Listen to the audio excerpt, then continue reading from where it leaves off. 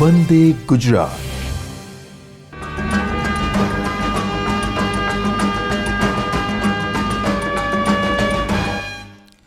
નમસ્કાર મિત્રો, virtual classroom ટ્રેનિંગમાં આપનું સ્વાગત છે. હું પિયુષ ચૌહાણ, ITI ધોળકા આપનું સ્વાગત કરું છું.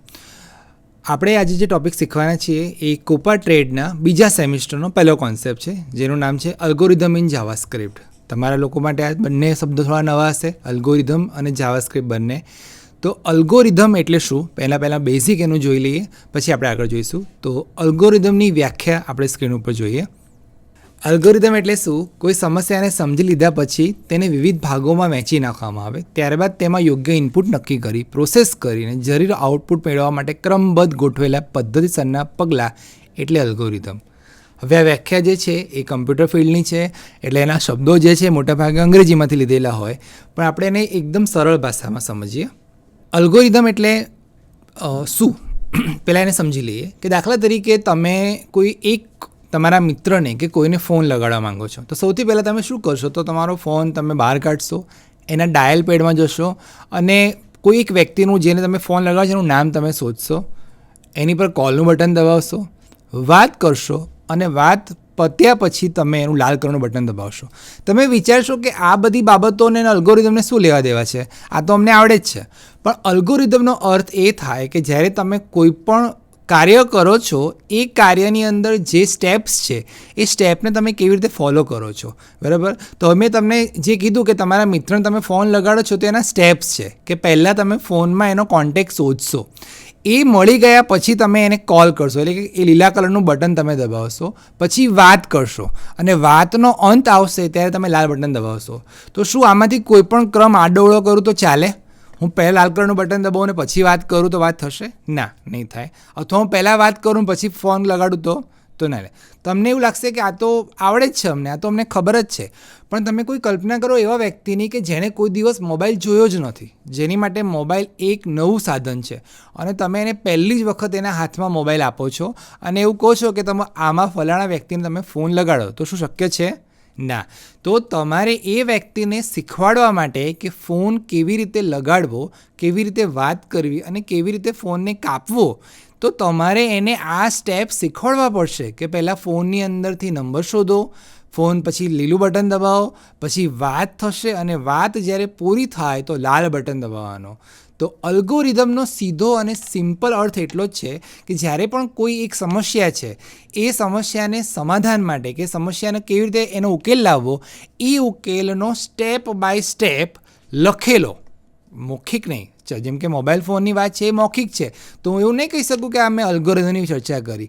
પણ અલ્ગોરિધમનો મતલબ થાય કે એ સમસ્યાનો સ્ટેપ બાય સ્ટેપ, એટલે કે પહેલું પગલું કયું લેવું, બીજું પગલું કયું લેવું, ત્રીજું પગલું કયું લેવું, એનું સ્પષ્ટ લેખિતમાં જ્યારે નિરૂપણ કરવામાં આવે એને અલ્ગોરિધમ કહેવાય, બરાબર?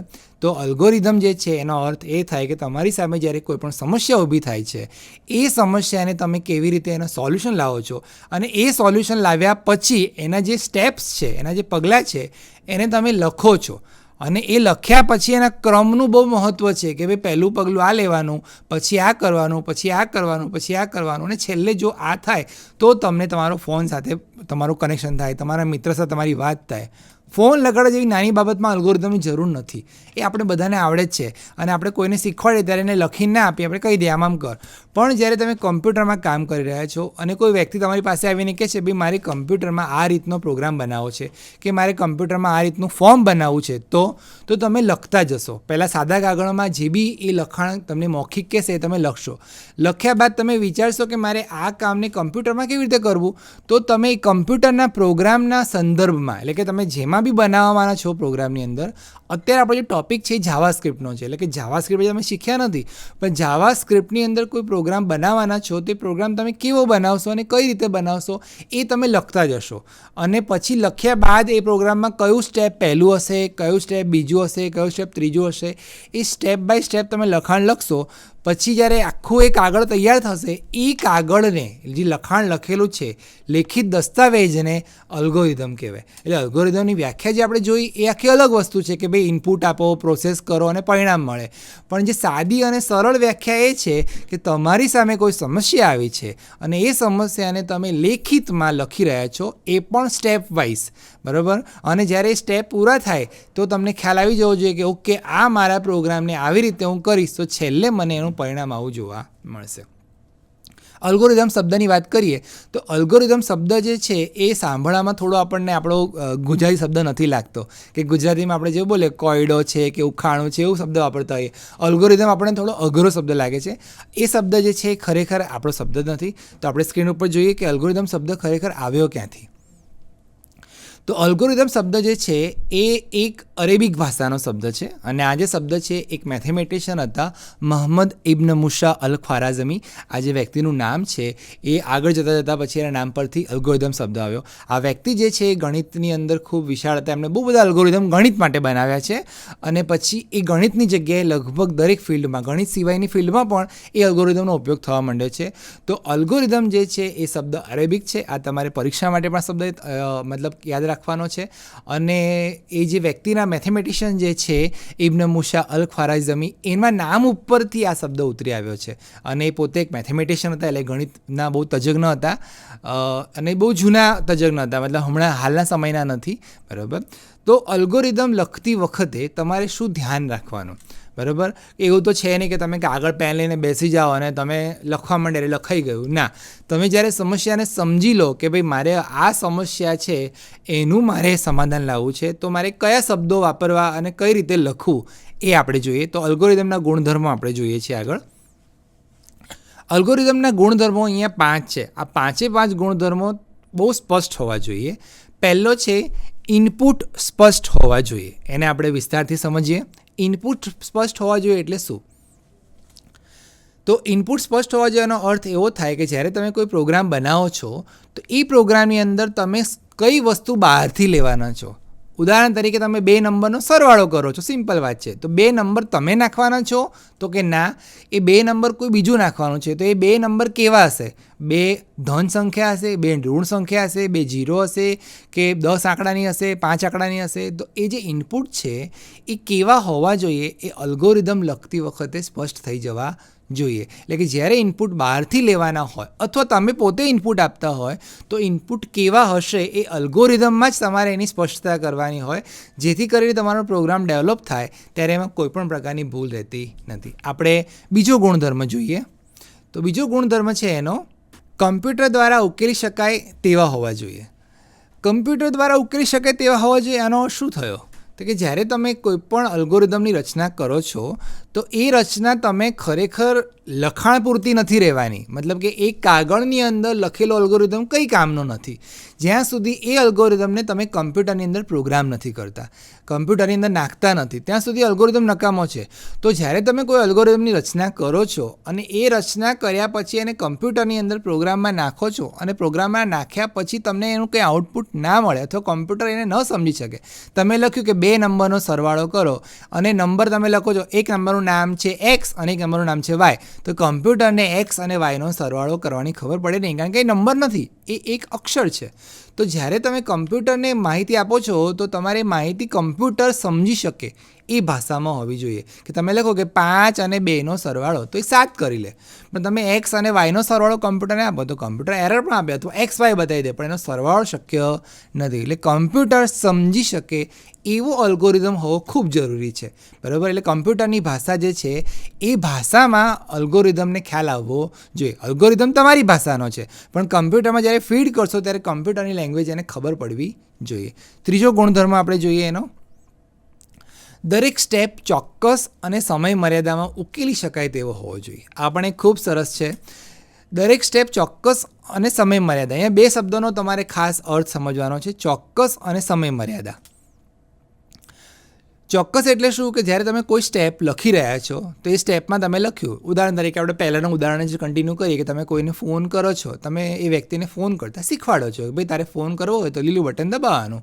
પછી તમારે એને કહેવાનું કે લીલું બટન દબાવ્યા પછી સામે રિંગ વાગશે, જ્યાં સુધી રિંગ વાગતી હોય ત્યાં સુધી નથી બોલવાનું. કેમ આવું કહેવું પડે? હા, જે વ્યક્તિ ફોનનો ઉપયોગ પહેલી વાર કરે છે એને કહેવું પડે કે ભાઈ જ્યારે રિંગ વાગતી હોય ત્યારે વાત ના થાય, રિંગ પૂરી થાય અને સામેવાળો વ્યક્તિ તમારો ફોન ઉઠાવે, પિકઅપ કરે, પછી તમે વાત કરી શકો. તો આ જે સ્પષ્ટતા છે એને ચોકસાઈ કહેવાય કે તમે ત્યાં ચોક્કસ એ વ્યક્તિને કીધું કે ભાઈ જ્યારે રિંગ વાગતી હોય ત્યારે વાત ન કરાય.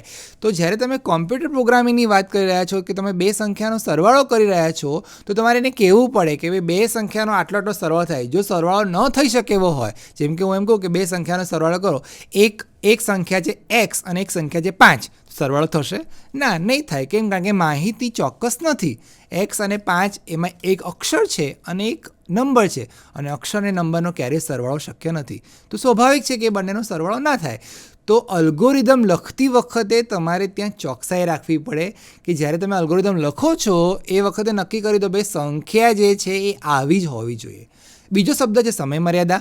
સમયમર્યાદાનો અર્થ શું થાય કે જ્યારે તમે કોઈ માહિતી માંગેલી હોય અને માહિતી ચોક્કસ સમયમાં ના મળે તો એની બેસી ન રહેવાય, મતલબ કે એ ટોટલ ટાઈમમાં પૂરી થઈ જવી જોઈએ. ઉદાહરણ તરીકે તમને ખ્યાલ હશે કે તમે કોઈ જગ્યાએ ઓનલાઈન પાસવર્ડ નાખો કે કોઈ ઓનલાઈન પરીક્ષા આપવા બેસો. હમણાં અત્યારે તો ઓનલાઈન ઘણી જગ્યાએ આપણે પરીક્ષા આપતા હોઈએ છીએ, તો એ ઓનલાઈન પરીક્ષામાં ટાઈમિંગ આપેલો હોય કે ભાઈ આટલી ટાઈમની અંદર તમારે આ સવાલનો જવાબ આપવાનો રહેશે. તો અલ્ગોરિધમમાં એ વસ્તુ મેન્શન કરેલી હોય કે ભાઈ 40 સેકન્ડમાં કે 1 મિનિટમાં કે 2 મિનિટમાં કે 3 મિનિટમાં આ કાર્ય પૂર્ણ થઈ જવું જોઈએ. જો ન થાય તો એની પછીનું જે સ્ટેપ્સ છે એ આપણે સ્પષ્ટ શબ્દમાં લખેલું હોવું જોઈએ કે ભાઈ 1 મિનિટમાં આ કાર્ય પૂર્ણ ન થાય તો આ કાર્યને બંધ કરી દેવું, અથવા આ કાર્યમાં આપણે નોટિસ આપી કે ભાઈ આ સૂચના આપી કે આ પ્રશ્ન જે છે અધૂરો છે અથવા તમારો ટાઈમ પૂરો થઈ ગયો છે, તમે પરીક્ષા માટે ફરી લોગિન થશો. બરાબર? તો આ બધી વસ્તુઓ જે છે એ કમ્પ્યુટરમાં પ્રોગ્રામિંગ કરતી વખતે તો ધ્યાનમાં રાખવાની જ હોય છે, પણ એની પહેલાં અલ્ગોરિધમની અંદર લેખિતમાં આ બધું બનાવેલું હોય. કેમ લેખિતમાં બનાવવું પડે? તો જ્યારે કમ્પ્યુટર પ્રોગ્રામિંગ જ્યારે શરૂ થાય ત્યારે તમે ભૂલી ના જાઓ કે ઓહો આમાં મારે ટાઈમ મૂકવાનો હતો, આમાં મારે આવું કરવાનું હતું. હવે એવું પાછળથી આપણને યાદ આવે તો પ્રોગ્રામિંગમાં ઘણા મોટા ચેન્જીસ કરવા પડતા હોય છે.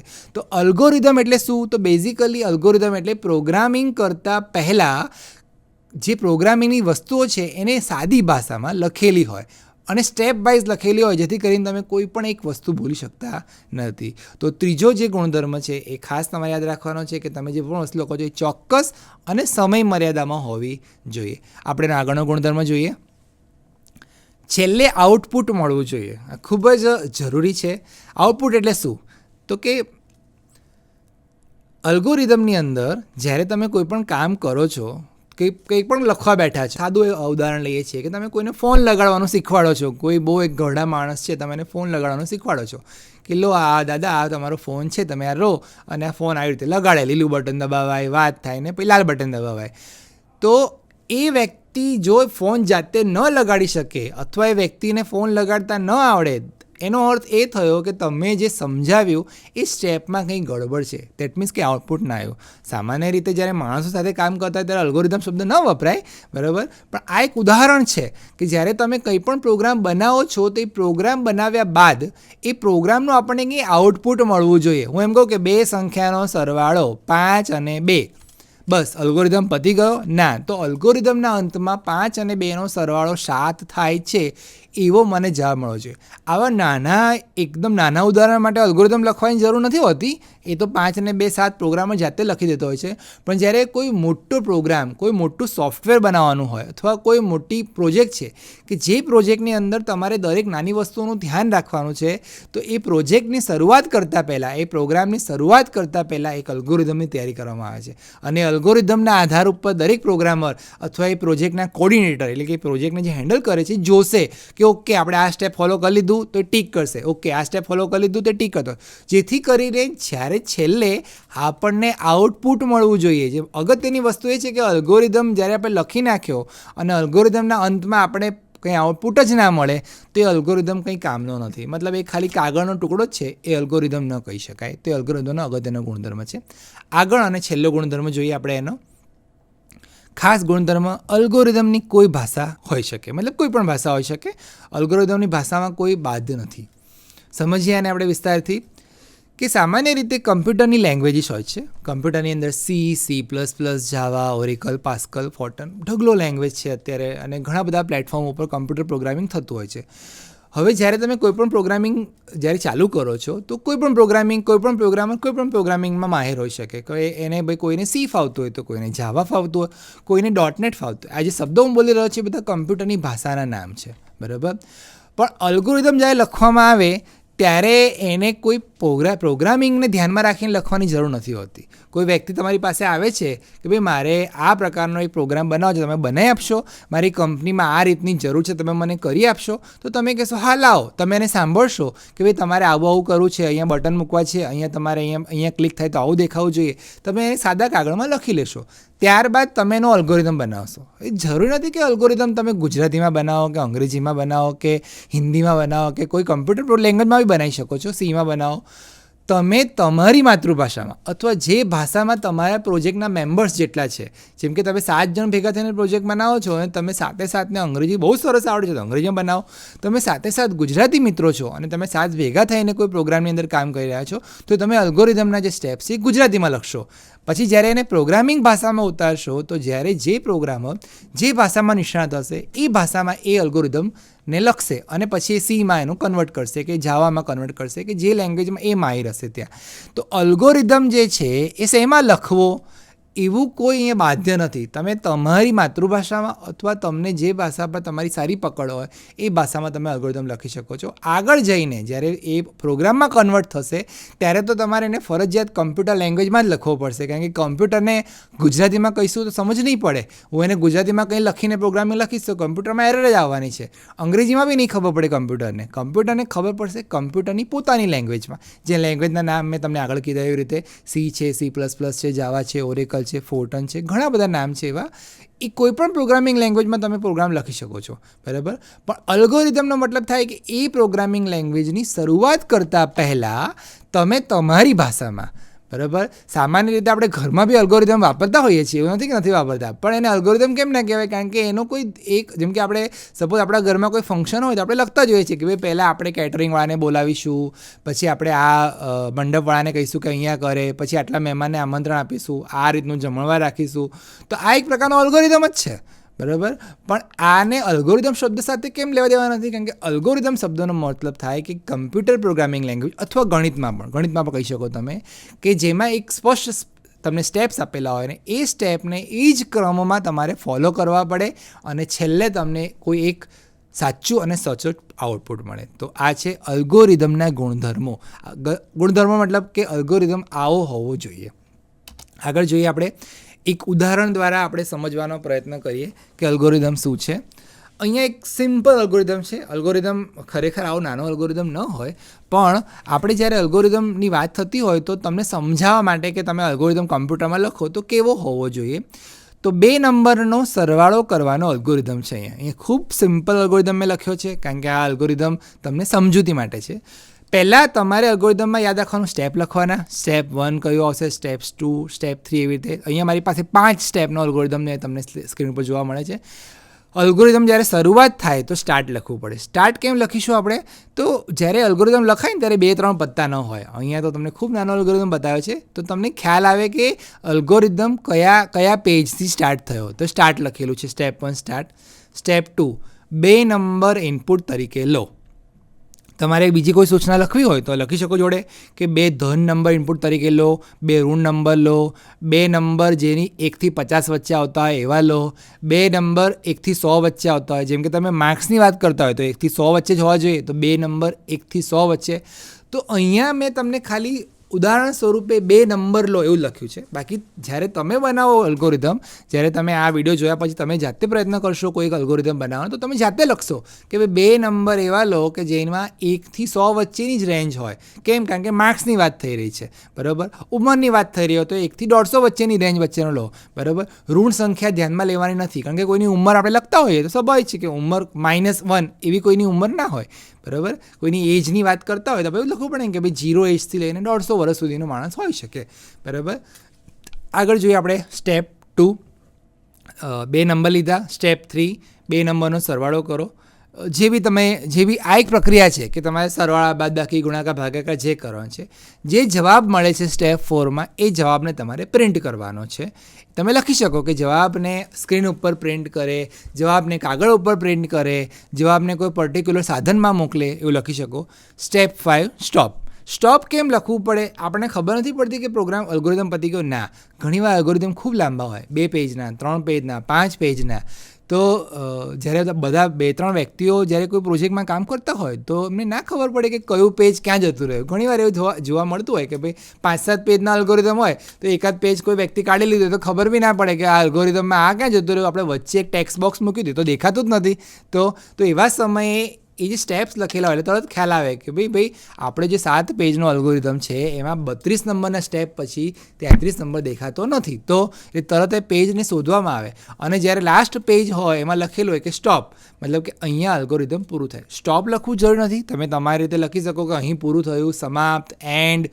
તમે તમારી તો કોઈ બી શબ્દ વાપરી શકો, પણ એ શબ્દ વાપરવો ખૂબ જરૂરી છે જેથી ખબર પડે કે એ અલ્ગોરિધમને પૂરો થયો. બીજી વસ્તુ કે અલ્ગોરિધમમાં સ્ટાર્ટ અને સ્ટોપનો ઉપયોગ શું? તે કે જ્યારે તમે અલ્ગોરિધમ બનાવી દો અને જે વ્યક્તિ અલ્ગોરિધમ બનાવ્યો છે એ જ વ્યક્તિ ત્યાં સ્ટોપ લખી દે એટલે ખબર પડે કે આગળ કોઈ નવું સ્ટેપ ઉમેરે નહીં. એટલે કે તમે જે અલ્ગોરિધમ બનાવ્યો છે એમાં આટલું જ હતું, બરાબર. ત્રીજો વ્યક્તિ એને કે ના હવે આની અંદર બીજું 4 વસ્તુ ઉમેરો, તો ના, આ અલ્ગોરિધમ હવે જે કામ માટે બન્યો હતો એ કામ આનું પૂરું થઈ ગયું છે. એટલું સરળ નથી જેટલું હું બોલું છું. અલ્ગોરિધમ બનાવવા બેસો ત્યારે ખૂબ વાર લાગે. ઘણીવાર એકના એક અલ્ગોરિધમ તમારે 5-7 વાર લખવા પડે, ત્યારે જઈને તમને એનું ફાઇનલ આઉટપુટ મળે છે. એવું નથી કે હું લખવા બેસું કે આગળમાં 4 સ્ટેપ લખેલા અલ્ગોરિધમ બની ગયો, બરાબર. એક અલ્ગોરિધમને લખવા માટે તમારે પ્રોગ્રામર જે વ્યક્તિને તમારો પ્રોગ્રામ બનાવો છે, જેમ કે કોઈ વ્યક્તિ તમારી પાસે આવીને એવું કહે કે ભાઈ મારે એક સોફ્ટવેર બનાવવું છે, મોબાઈલમાં બનાવી આપશો, તો તમે કહો હા હું બનાવી આપીશ. પછી એ વ્યક્તિ તમને કોમ્પ્યુટર નહીં આવડતું, એને કોમ્પ્યુટર આવડે, તમારી પાસે શું કરવા આવે? એ એટલા માટે તમારી પાસે આવ્યો છે કારણ કે એને કમ્પ્યુટર નથી આવડતું. તમારે શું કરવાનું છે એ તમને સાદી ભાષામાં કહેશે કે ભાઈ મારે અહીંયા આવો કલર, આવું બટન જોઈએ છે અને હું અહીંયા આવું કરું તો મને અહીંયા આ રીતનું આઉટપુટ મળવું જોઈએ. તમે સમજી ગયા છો કે એને શું જોઈએ છે. પછી તમે અલ્ગોરિધમ લખવા બેસશો. અલ્ગોરિધમ લખવા બેસશો એટલે એ વ્યક્તિએ તમને ઇનપુટ આપેલું છે કે ભાઈ મારે આવું જોઈએ છે, એ સાંભળશો. તમારા પ્રોગ્રામર જે તમારી જોડે બેઠા હશે, જો ચર્ચા કરશો કે ભાઈ અહીંયા આવું થશે, ઓલો કે આ થશે પણ આવું નહીં થાય, તો આવું કરું તો આવું જોઈશે, તો તમે એ લખતા જશો.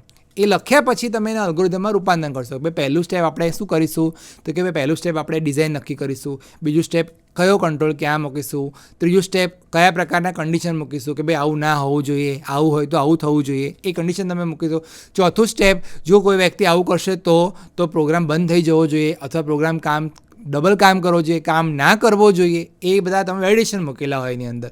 તો એ આખો જ્યારે અલ્ગોરિધમ લખાઈ જશે એના અંતમાં જ્યારે તમે લખશો કે ભાઈ ચલો સ્ટોપ કે સમાપ્ત, હવે અલ્ગોરિધમ આપણો અહીંયા પતી ગયો છે. પ્રોગ્રામ જો ચર્ચા કરી લઈશું કે ઓકે થઈ ગયો છે, પ્રોગ્રામમાં જોશે કે હા બરાબર છે, આમાં કોઈ ફેરફાર કરવા જેવો નથી, તો ડન.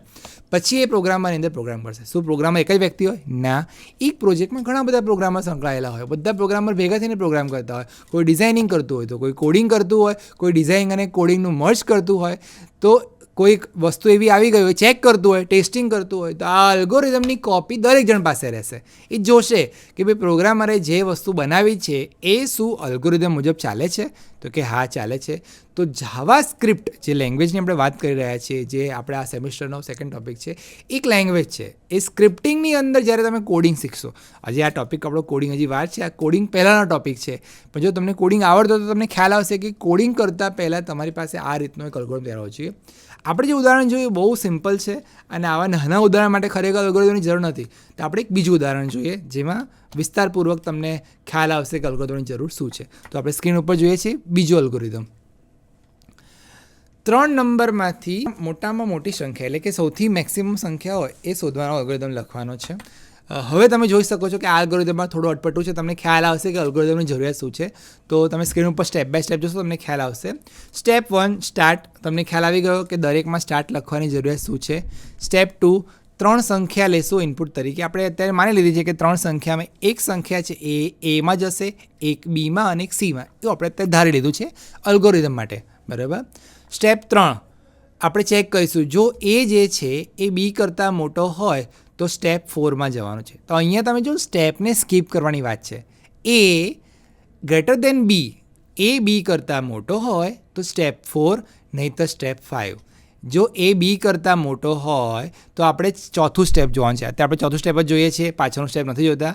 એ બી કરતાં મોટો છે એવું માની લઈએ કે હા એ મોટો છે એવું અત્યારે માની લઈએ. તો ચોથું સ્ટેપ, શું એ સી કરતાં પણ મોટો છે? મતલબ એ બી કરતાં તો મોટો હતો જ, તો સી કરતાંય મોટો છે? તો હા. તો હવે તમે સીધા સ્ટેપ 6માં જશો. બરાબર. સ્ટેપ 6 જો શું લખ્યું છે, એ સૌથી મોટો નંબર છે. એટલે નક્કી થઈ ગયું કે એ સૌથી મોટો નંબર છે. અને એ સૌથી મોટો નંબર છે પછી સ્ટેપ 6 પછી સ્ટેપ 7 આવશે? ના, સીધો આવશે સ્ટેપ 9, કારણ કે આપણને સૌથી મોટો નંબર એ મળી ગયો છે. ઓકે. પણ સપોઝ એ મોટો નથી એવું માની લઈએ, તો આપણે માની લઈએ, કલ્પના કરી લઈએ કે બી મોટો છે. તો ફરી અલ્ગોરિધમ જોઈએ કે ભાઈ સ્ટેપ 3, શું એ બી કરતાં મોટો છે? ના, બી મોટો છે. તો એ ક્યાંથી મોટો હોય? તો સ્ટેપ 4 નહીં, એટલે સ્ટેપ 4ને સ્કીપ કરવાનું, સીધું જવાનું છે આપણે સ્ટેપ 5માં. તો સ્ટેપ 5માં શું લખ્યું છે કે બી કોના કરતાં મોટો છે? બી પોતે મોટો છે સી કરતાં? જો બી સી કરતાં મોટો હોય તો સમજી લેવાનું કે એ બંને કરતાં મોટો જ છે. તો સ્ટેપ 7, બી સૌથી મોટો નંબર છે, અને સ્ટેપ 9 એટલે કે પૂરું કરી દો. બરાબર. પણ આવું નથી, મોટો નંબર સી છે. તો ફરી આ અલ્ગોરિધમને તમે જુઓ કે સ્ટેપ 3 ઉપર ધ્યાન આપો કે જો એ બી કરતાં મોટો છે તો આપણે માની લઈએ કે અત્યારે તો સી મોટો છે એટલે એ બી મોટો હોઈ શકે ને બી બી મોટો હોઈ શકે. તો શેમાં જઈશું આપણે? જે સ્ટેપ 4 આગળ નેક્સ્ટ, શું એ સી કરતાં મોટો છે? તો કે ના. જાઓ. તો જો એ સી કરતાં બી મોટો હોય તો સ્ટેપ 8 એટલે 8મા નંબરના સ્ટેપમાં સી સૌથી મોટી સંખ્યા છે. તો આપણે માની લઈએ કે સી મોટો છે, તો એ બી કરતાં મોટો હોય તો સ્ટેપ 4, નહીંતર સ્ટેપ 4. અત્યારે સી મોટો છે, આપણે માની લઈએ કે એ મોટો છે બી કરતાં અત્યારે, તો ચોથું સ્ટેપ આવશે. જો એ સી કરતાં મોટો છે તો ના, કારણ કે મોટો તો સી છે. તો સ્ટેપ નંબર 8, 8મા સ્ટેપમાં આપણે લખ્યું છે સી સૌથી મોટો નંબર છે. સ્ટેપ 9, અહીંયા પ્રોગ્રામનો સ્ટોપ થાય છે. તો મિત્રો આપણે અહીંયા અલ્ગોરિધમ જે આ જોઈ રહ્યા છીએ એ અલ્ગોરિધમની અંદર 3 વેરિયેબલને ખાલી સરખામણી કરી છે. તમે જોઈ શકો છો કે 3 વેરિયેબલની સરખામણી માટે 9 સ્ટેપનો અલ્ગોરિધમ લખાયો. પણ જો આપણે અલ્ગોરિધમ ખરેખર પ્રોગ્રામિંગ ભાષામાં લખતા હોઈએ તો એ લગભગ 7 થી 8 પેજ ભરીને લખાય છે અલ્ગોરિધમ્સ. તો આ તમારે મિત્રો આવા અલ્ગોરિધમ લખવાની પ્રેક્ટિસ કરવી જોઈએ, જેથી કરીને જ્યારે બી તમે ભવિષ્યમાં પ્રોગ્રામર તરીકે કે કોઈ જગ્યાએ પ્રોગ્રામ કોર્ડિનેટર કામ કરતા હોય તો અલ્ગોરિધમ આવડે. પ્લસ આ સિવાય અલ્ગોરિધમ લખવાથી તમારી અંદર કોઈપણ વસ્તુને મેનેજમેન્ટ કરવાની સ્કિલ વધે, કે તમને ખબર પડે કે જ્યારે તમે કોઈ પ્રોબ્લેમ તમારી સામે આવે તો તમે એને સ્ટેપ બાય સ્ટેપ કેવી રીતે સોલ્વ કરી શકો છો. તમને ખ્યાલ આવે કે જ્યારે કોઈ વસ્તુને તમે લખો છો ત્યારે તમને યાદ આવે કે ઓહો આવું થયું હોય તો શું કરવું. બરાબર. અહીંયા અલ્ગોરિધમનો જે અર્થ છે અહીંયા ક્લાસ પૂરતો આ એ છે જાવાસ્ક્રિપ્ટમાં કેવી રીતે લખી શકાય. બરાબર. પણ અલ્ગોરિધમનો જો તમે સામાન્ય જીવનમાં બી ઉપયોગ કરશો તો તમને ખ્યાલ આવશે કે કોઈ પણ સમસ્યાને સમજીને એને સ્ટેપ બાય સ્ટેપ જ્યારે ક્રમબદ્ધ લખેલી હોય તો તમને એને આરામથી તમે એને સોલ્વ કરી શકો છો. મિત્રો હવે આપણે પરીક્ષાલક્ષી થોડાક MCQ જોઈએ જે ઘણી પરીક્ષાઓમાં પૂછાયેલા છે. તો અલ્ગોરિધમને કઈ ભાષામાં લખવામાં આવે છે? તો 4 ઓપ્શન છે કે અલ્ગોરિધમને અંગ્રેજીમાં લખાય, ગુજરાતીમાં લખાય, હિન્દીમાં લખાય, કોઈ પણ ભાષામાં લખાય. શું લાગે છે તમને? કોઈ પણ ભાષામાં. જ્યારે તમે અલ્ગોરિધમને બનાવો તો એમાં કોઈ ભાષા નથી, તમે કોઈ પણ ભાષામાં, તમે તમારી ભાષામાં પણ અલ્ગોરિધમ લખી શકો છો. અલ્ગોરિધમ માટે કોઈ લેંગ્વેજ ફિક્સ હોતી નથી. આપણે અગાઉ ચર્ચા કરી એવી રીતે કે તમારે અલ્ગોરિધમ કેવી રીતે લખવાનું છે, તમારે તમારી લેંગ્વેજમાં લખવાનો છે. બરાબર. પછી પ્રોગ્રામરને સમજાવી દેવાનું કે ભાઈ મારે આવી રીતનું જોઈએ છે, એના સ્ટેપ્સ છે. પછી પ્રોગ્રામર એની રીતે એમાં સુધારા વધારા કરીને એ પ્રોગ્રામિંગમાં સુધારા કરશે. ઓકે. બીજું MCQ જોઈએ મિત્રો આપણે. કોઈ સમસ્યાના સમાધાનને ક્રમબદ્ધ અને પદ્ધતિસર લખાયેલા સ્ટેપને શું કહેવાય? તમને આનો જવાબ ખબર હશે, કારણ કે આપણે આ આખા વિડીયો દરમિયાન એની ચર્ચા કરી છે. પણ આ એક પ્રશ્ન જે છે જે ઘણી વખત ઘણી પરીક્ષાઓમાં બી જોવા મળે છે. ક્રમબદ્ધ અને પદ્ધતિસર લખાયેલા સ્ટેપને શું કહેવામાં આવે છે? તો લગભગ તમને આનો જવાબ તમે બધા ધારી લીધો હશે. ચોક્કસ અલ્ગોરિધમ જ આનો જવાબ છે. અલ્ગોરિધમ એટલે કે ક્રમબદ્ધ અને પદ્ધતિસર લખાયેલા.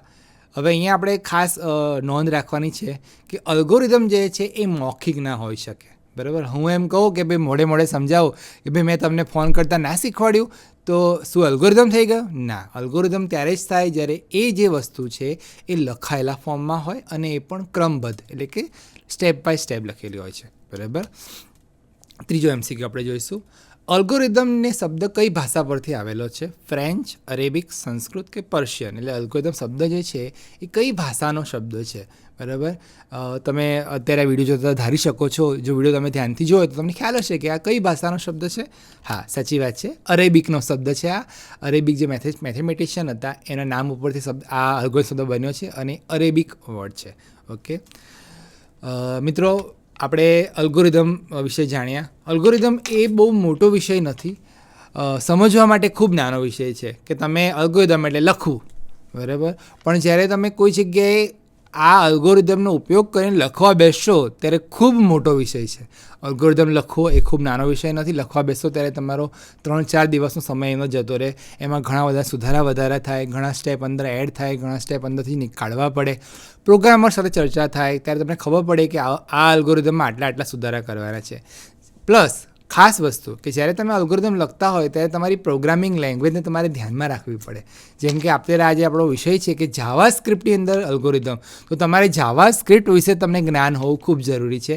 કારણ કે જાવા સ્ક્રિપ્ટ તમે ન જાણો, તમે લખી નાખ્યો કે ભાઈ મારે આ સ્ટેપમાં આવું જોઈએ છીએ, અને પછી કોમ્પ્યુટરવાળો ભાઈ એવું કે ભાઈ આવું ના થાય, આવું તો શક્ય નથી કોમ્પ્યુટરમાં, તો પછી તમારો એ આખો અલ્ગોરિધમ નકામો જાય. દેટ મીન્સ કે અલ્ગોરિધમ લખનાર વ્યક્તિને ભલે એ ભાષા ગમે તે વાપરે, પણ કયા લેંગ્વેજમાં કમ્પ્યુટરની છે એ આવજો. જેમ કે જાવા સ્ક્રિપ્ટમાં અલ્ગોરિધમ તમે લખો છો તો જાવા સ્ક્રિપ્ટ વિશે તમારું નોલેજ હોવું બહુ જરૂરી છે, અને જાવા સ્ક્રિપ્ટને ધ્યાનમાં રાખીને તમારે તમારા અલ્ગોરિધમની રચના કરવાની છે. તો મિત્રો, આ લેક્ચરની અંદર આપણે અલ્ગોરિધમ શું છે, અલ્ગોરિધમ શબ્દ ક્યાંથી આવ્યો અને અલ્ગોરિધમ સામાન્ય રીતે કેવી રીતે લખાય એના ખૂબ નાના 2 ઉદાહરણ આપણે જોયા છે. ઓકે, તો મિત્રો હવે આપણે ફરી પાછો નવા વિડીયોમાં મળીશું. ધન્યવાદ.